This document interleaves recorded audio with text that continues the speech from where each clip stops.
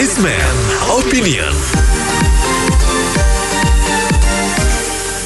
Baik mitra bisnis, dalam Omnibus Law sektor keuangan nantinya, terpidana kasus investasi bodong, pinjaman online ilegal hingga skema Ponzi pada koperasi simpan pinjam bisa saja tidak dipenjara atau menerima hukum pidana jika pelaku mengakui perbuatannya dan mengembalikan semua kerugian korban. Pemerintah akan lebih memprioritaskan pemulihan kerugian korban melalui mekanisme restoratif justice dibanding memberikan sanksi pidana. Apa komentar Anda mengenai rencana menghilangkan hukuman penjara asal pelaku mengembalikan semua kerugian korban ini? Silahkan. 633-9160, 633-9160. Mas, saya juga mau kayak begitu. Nggak dihukum kok. Ambil duit orang aja sebanyak-banyaknya, nanti dikembaliin lagi, pinjam dulu. Sangat tidak setuju ya seperti itu, atau belum pun dilakukan. Tapi kan itu membuat masyarakat resah ya, karena itu sangat merugikan dan tidak adanya keadilan. Itu sama saja memancing kejahatan. Kenapa sih adanya sanksi? Sanksi itu dibuat agar membuat efek jerah loh ya. Dan yang berbuat salah tahu kalau tindakannya itu merugikan. Kalau pemerintahan buat pasal kendor seperti itu malah sangat tidak bijaksana loh, tidak adil. Janganlah membuat pasal yang sangat tidak bijak. Makin banyak tindakan-tindakan pidana, bahkan bisa jadi kriminal lainnya seperti hukum rimba atau gimana pun, karena udah tidak ada hukum yang bisa melihat rakyat kecil. Kalau nanti penipu uang rakyat kecil tidak dipenjara, bisa jadi banyak hal yang tidak akan dipikirkan seperti terjadi seperti nanti. Ya bijaklah, janganlah sampai dikutuk oleh rakyat ya. Kalau emang mau begitu ya udah, jangan sok Pancasilais. Dan kalau mau buat aturan-aturan yang benar-benar aja dong. Kalau begitu ya udahlah, semua jadi penipu aja. Toh juga nanti kalau mengakuin minta maaf ya udah dia maafin dan dikembaliin duitnya kalau masih ada duitnya. Terima kasih. Ya menurut saya yang kasih gagasan siapa ya? Kalau kita nggak pernah tahu, udah itu kalau kayak gini dibolehin, mendingan judi dilegalkan aja gitu loh. Nggak ada bedanya, kan nggak mungkin dong perusahaan judi rugi. Nah ini kayak di setting biar kalah gitu, orang lain kan ya sama aja sih menurut saya. Oke, makasih. Waduh, susah ya Pak, kalau nggak ada hukumannya. Orang akan mencari duit di situ. Setelah banyak apakah bisa dipulangkan? Ya belum tentu. Ya kan nggak bisa, gimana pulanginnya? Nanti dijanjiin aja. Sulit ya. Saya pikir ini sebuah kemunduran menegakkan keadilan. Karena sebenarnya undang-undang itu adalah instrumen mencari keadilan. Tujuan daripada kita hidup bermasyarakat ini bukan undang-undang itu sendiri, tapi keadilan, ketertiban gitu. Kalau RJ ya, restoratif justice itu harus dipenuhi beberapa syarat, termasuk misalnya si A, si B berperkara, kemudian dua-duanya merasa memang kita menempuh restoratif justice. Tapi biasanya kalau investasi bodong ini, para penipu-penipu spekulan di luar ini, itu korbannya itu bisa ribuan, tidak lagi bersifat individu. Dan dia pun udah bertindak bukan atas nama individu, atas nama PT, walaupun itu PT yang tipu-tipu. Sehingga kalau nanti ini diokekan atau digolkan undang-undang ini, maka berpotensi sekali banyak pelaku-pelaku kejahatan ekonomi yang menipu rakyat. Toh dia bisa berkalkulasi, kalau saya merugikan 500 miliar, 700 miliar, saya kembalikan, saya minta maaf di depan publik dan seterusnya. Tetapi kerugian dari rakyat itu kan bukan hanya kerugian dari nilai uang itu saja ya, tetapi juga kerugian waktu, tenaga, harapan dan opportunity cost macam lah terhadap uangnya. Jadi saya pikir saya sebagai masyarakat tentu tidak setuju, karena ini sangat rentan terhadap ketidakadilan dan kemunduran dalam kehidupan masyarakat. Terima kasih. Saya boleh kritisi ya dengan saya sekarang ini aturan yang mau diperbuat seperti ini, saya sangat tidak setuju ya tuh. Tapi kalau mau membuat bandit-bandit makin bertambah, saya pun ingin menjadi bandit itu. Untuk apa kita capek-capek cari duit kalau misalkan masa mau dibuat seperti itu, mau seperti apa ya, mau diselenggarain undang-undang seperti itu kan nggak baik ya. Itu makin mau mengumpulkan maling-maling gitu loh. Apa kerja keras gitu loh Pak, kalau bisa nih cuma untuk mengembalikan aja, nggak ada hukum sanksinya gitu. Jabat DPR tolong gitu loh, tolong jangan seperti itu, perhatikan rakyat-rakyat kecil, karena rakyat kecil lah yang menggaji kalian. Kalau saya bilang ya kembali lagi tikus-tikus lagi banyak dipiara lagi. Jadi senang-senang lah tikus-tikus ini. Ada peluang-peluang yang nyaman buat mereka. Jadi itu saja saya bilang. Ya suka-suka mereka lah, mereka yang ngatur ini punya negara ini. Ya tinggal menonton saja maunya mereka apa.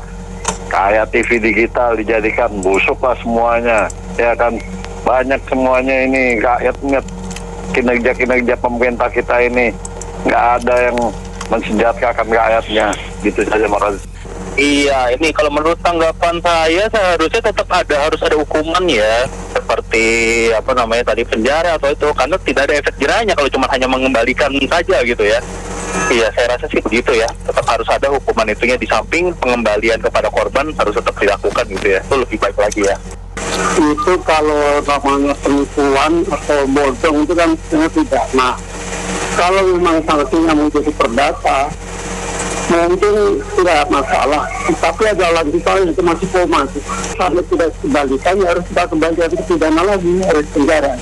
Karena itu ada unsur kesengajaan. Kecuali kalau memang itu operasi itu terangkut tidak teranggapan itu dengan soal.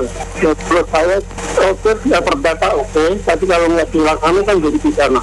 Kalau saya sih mau tuh kayak apa tuh bosnya Indosuria Pak Henry Surya ya, misalnya 16T gitu ya, saya misalnya penjara 1 tahun gitu, 2 tahun, tapi saya masih bisa punya misalnya sisa buat bayar ini bayar itu, oknum-oknum, sisa 5T saya masih orang kaya gitu loh. Apalagi nggak ada hukum pidana perdata. Kita tuh yang masalahnya tuh bukan soal hukum juga, kita ada masalah di pengacara juga dan lain-lain gitu. Jadi ini lemah. Kalau diperlemah seperti segini, bebaslah, itulah pada pesta pora itu. Yang begini-begini kan sebetulnya orang nitipin uang, lalu berharap uangnya itu berkembang lebih cepat dan lebih tinggi daripada bunga bank. Nah sekarang kan persoalannya kan hukumannya nggak ada, orang bisa, yang penting digantilah kerugiannya. Tapi kan di depan kan iming-iminginya bunganya kebesar. Nah menjadi persoalan adalah ketika nanti sudah ketahuan ini investasi bodong, skema ponzi, apapun itu namanya, nah itu biasanya yang sudah mengumpulkan uang demikian banyak, ya dia akan kembalikan. Tapi kan tidak bicara temponya, bisa dikembalikan dalam 10 tahun, 15 tahun, di 10 tahun, itu kan nggak jelas. Yang ada sebetulnya sekarang ada pemerintah harus menyadari ternyata di masyarakat tuh ada dana yang nganggur, harus dibikin kayak semacam crowdfunding, lalu disalurkan ke investasi yang benar tuh, lebih tepat sih seperti itu. Nah ini kan sebetulnya celah yang dipakai oleh orang-orang kreatif itu mengumpulkan dana masyarakat yang dibungkus sebetulnya penipuan dengan iming-iming, dengan janji yang nggak jelas sebetulnya begitu. Sekarang diringankan lagi tampak begini aja orang nggak kapok, apalagi sekarang nggak dipenjara. Ada tuh juga kenalan saya ketipu investasi bodong kayak gitu. Kalau orang tuanya sakit, padahal uang itu bisa menyembuhkan orang tuanya. Karena meninggal ya, uangnya dimakan sama investasi bodong itu. Jadi apakah dengan dikembalikan uang itu bisa mengembalikan nyawa orang tuanya udah meninggal? Kan nggak bisa. Jadi menurut saya hukuman penjara itu tetap harus dijalankan. Hanya mengembalikan uang doang itu terlalu menggampangkan gitu. Udah gitu menurut saya juga pemerintah juga harus berusaha mencegah gitu. Jangan sampai ada lagi kejadian-kejadian kayak investasi bodong ini. Bagaimana caranya gitu supaya jangan ada lagi kejadian itu. Saya mau menyampaikan saja ya, itu sebetulnya yang bikin seperti ponzi, kemudian bisa bikin berbagai macam hal itu orang yang pintar gitu. Jadi kalau misalnya mereka itu bisa mengembalikan uang itu sudah sangat bagus gitu loh. Jadi jangan malah dipenjara ya, harusnya mereka segera bisa mengembalikan uang. Diampunilah mereka semua bisa tertolong gitu ya. Oke, gitu saja ya. Pikir saya tuh itu kan kalau namanya orang investasi kan ada profit di situ. Jadi dia cepat harus kembalikan sesuai dengan profit yang didapat dari kliennya itu atau nasabahnya itu, ya dikembalikan secepatnya gitu. Ya kan, tapi kalau sudah sampai bermasalah berlarut-larut, ya itu profitnya harus berjalan terus itu sampai dia pengembaliannya. Biar bagaimanapun yang namanya orang sudah punya niat jahat itu, yang yang membuat rugi orang itu. Nah, itu tetap harus sebagai efek jera, hukum pidananya juga harus ada, cuma mungkin nggak terlalu berat gitu. Kalau dia sudah mengembalikan keseluruhan dari semuanya itu gitu. Kalau tidak ada pidananya, orang ya berusaha berbuat jahat terus. Saya kira gitu aja. Terima kasih. Bagus ya memang ada pengembalian, karena selama ini investasi bodong nggak pernah kembali kan ya. Tapi mungkin pertanyaan juga bagaimana dengan industri asuransi yang tadi diomongin kan hanya operasi. Nah, asuransi itu sudah ada capnya diawasi oleh OJK. Itu tapi investasi juga itu. Dana-dana tidak dikembalikan. Contohnya asuransi Jiwa Kresna sudah 2 tahun ini nggak beres-beres itu. Dana nggak dikembalikan, nggak apa-apa, dan orangnya bebas berkeliaran si pemiliknya. Ini menurut saya harus diberesin dulu, karena nggak usah ngomong jauh-jauh, sudah ada stempel OJK itu tetap saja bermasalah gitu. Bagaimana orang bangsa Indonesia berani investasi di Indonesia sendiri ya, kalau yang sudah diakui oleh pemerintah, oleh OJK ternyata bermasalah dan dibiarkan gitu. Itu, terima kasih ya. Sebenarnya kan yang jadi problem utama investasi bodong, ponzi segala macam itu, jadi masalahnya kan ketika dia gagal bayar. Nah, namanya gagal bayar berarti dia nggak bisa balikin semua duit-duitnya dari investor, kan sebenarnya itu. Jadi kalau misalnya itu bisa balikin semuanya, berarti kan nggak gagal bayar. Nah, jangan sampai nanti aturannya itu seperti kepilitan. Kalau seperti kepilitan cepot nih, jadi misalnya 1 triliun asetnya dijual semua 500 dibagi rata sudah selesai. Ya nggak bisa begitu kan, beda. Ini bukan kepilitan kan, seperti itu. Nah, ini harus cermat, harus benar-benar jangan ada pasal-pasal yang karet, jangan ada pasal-pasal yang ambigu yang mau ditafsir, nanti makin runyam, udah nggak di penjara, yang penting balikin semampunya aja selesai. Wah, repot nih, kan seperti itu, kasihan. Hukum undang-undang tuh ya harusnya diperjelas, diintrospeksi dulu. Jadi jangan asal bikin hukum doang, hukum yang kayak begini nih, nanti kalau udah ada bersalah, duitnya dipulangkan, hukumnya udah bebas. Gimana mau tegas Indonesia kalau begini terus? Semua orang kalau korupsi, pejabat juga, kalau mulangin hartanya duitnya semua dipulangin, bebas. Jadi hukumnya apa? Saya mau tahu gitu. Di Indonesia kalau mau bikin hukum yang jelas, jangan kayak begini terus semua. Lama-lama bikin kader masyarakat jadinya. Nanti udah bikin undang-undang begini, dirubah, wah nanti nggak begini lagi, begitu lagi. Jadi ini masyarakat nih, rakyatnya mau dibawa kemana gitu dengan hukum. Ini udah jelas-jelas kayak kemarin ya, pejabat itu hukumnya 10 tahun, bisa jadi 2 tahun udah keluar. Ini bagaimana lah, saya sebagai orang biasa ya, sebagai warga rakyat Indonesia ya, malu melihatnya kalau begini undang-undang begini, asal doang kayak bikin rumah nih, wah ini malah baloknya miring, dirubah lagi. Jadi mestinya yang jelas itu bikinnya.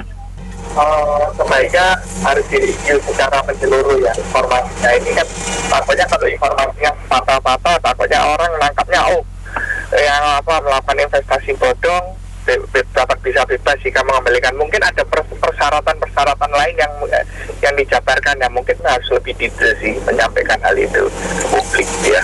Saya kira untuk bisa mengembalikan semua kerugian nasabah ya, kalau sistemnya ponzi itu tidak mungkin ya, tidak mungkin, karena skema ponzi itu model piramid gitu ya, yang bawah duitnya diambil untuk membayar keuntungan yang di atasnya gitu.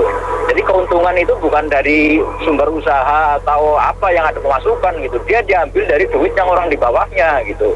Jadi tidak mungkin akan bisa mengembalikan semua kerugian gitu. Akan tetapi cara penyelesaian yang restorasi justice tadi itu memang bagus, niat baiknya itu bagus gitu. Jadi daripada itu usahanya terus didanakan, kemudian orangnya yang kerugian nggak pernah diganti, pemimpinnya masuk penjara, duitnya diambil oleh siapa nggak tahu, terus masuk negara juga kayaknya enggak gitu kan, nggak jelas duitnya kemana gitu. Jadi memang restorasi justice itu bagus gitu. Akan tetapi untuk bebas dari penjara karena bisa mengembalikan duit kerugiannya, itu tidak mungkin gitu.